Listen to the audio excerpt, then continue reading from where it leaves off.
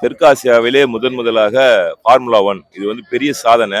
இது தமிழ்நாடு அரசுக்கும் விளையாட்டுத்துறை அமைச்சர் மாண்புமிகு உதயநிதிக்கும் பெருமையை சேர்க்கக்கூடிய ஒரு சிறப்பான தருணம்.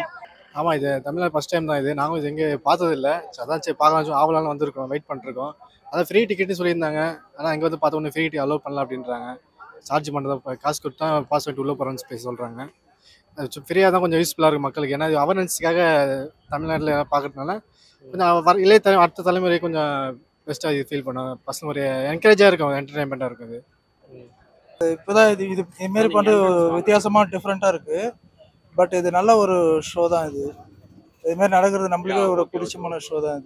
இதுதானே ஃபர்ஸ்ட்டு சென்னையில் ஃபர்ஸ்ட் டைம் இது நடத்துறது. ஆனால் ரொம்ப டெவலப் இந்தியா தமிழ்நாடு கொஞ்சம் டெவலப் ஆகும் இல்லையா? பட் அதுக்கோசம் ஒரு நல்ல ஒரு கான்செப்ட் இது. இப்போ நடத்துறது வந்து நம்மளுக்கு ரொம்ப அந்த விளையாட்டை பற்றி நம்ம வீட்டில் இருக்கிற பசங்களாம் தெரிஞ்சுக்கிறாங்க. அது நல்லது தானே. நம்ம தமிழ்நாட்டில் நடக்குது சென்னையில்.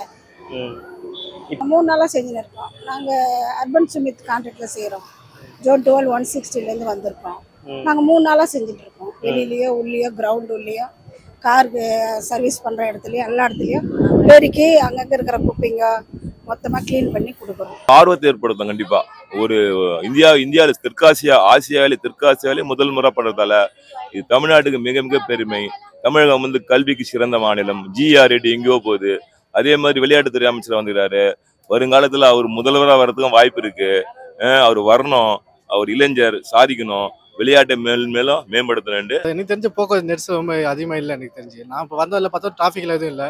நார்மலாக யூஸ்ஃபுல்லாக போகிற மாதிரி தான் இருந்துச்சு. அதில் காவல்துறை கரெக்டாக அவங்க டிராஃபிக் போலீஸ் கரெக்டாக மெயின்டைன் பண்ணி பொதுமை இடையில எல்லாமே கரெக்டாக ஃபாலோ பண்ணிட்டு தான் இருக்காங்க. போலீஸ் பாதுகாப்பு, சென்னை மாநகராட்சி பாதுகாப்பு எல்லாம் இதுவாக பண்ணி தானே பண்ணுறாங்க. ஒரு டிஸ்டர்பன்ஸ் இல்லாத பண்ணுறாங்க. இன்னும் எவ்வளோ இருக்குது டிஸ்டர்பன்ஸ் பண்ணுறாங்க. அந்த மாதிரி இல்லாத ஒரு இதுவாக தான் பண்ணுறாங்க. எனக்கு என்னவோ இது ரொம்ப டிஸ்டர்பன்ஸ் இருக்கிற மாதிரி தெரியல.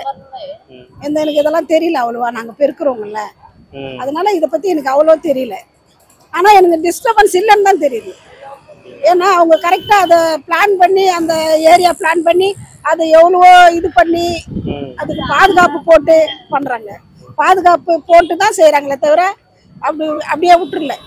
ஆமாம், டிவியில் பார்த்தீங்கன்னா எல்லாமே அந்த சுற்றி ரவுண்ட்ஸ் எல்லாமே கரெக்டாக பார்க்க முடியும். ஆனால் நேரில் வந்து பார்த்தீங்கன்னா உள்ளே போனால் மட்டும் தான் அது நல்லா பார்க்க முடியுமா. அதில் வெளியே இருந்து பார்த்தா ஒரு சைடில் மட்டும் தான் ஒரு காருக்கு போகிறது தெரியும். நம்ம உள்ள கிரவுண்ட் உள்ளே போனால் தான் நமக்கு அந்த ஃபீலிங் தெரியும் நல்லா எப்படி இருக்குன்னு சொல்லிட்டு. கிரிக்கெட் இப்போ டிவியில் பார்த்தா கரெக்டாக எப்படி தெரியும். இப்போ இந்த பார்த்தா ஸ்டேடியம் உள்ளே போனால் நம்மளுக்கு தெரியும் எப்படின்னு தெரியும். இங்கே இருந்து பார்க்கறது கொஞ்சம் வேஸ்ட் தான், வெளியே இருந்து பார்க்கறது வேஸ்ட் தான்.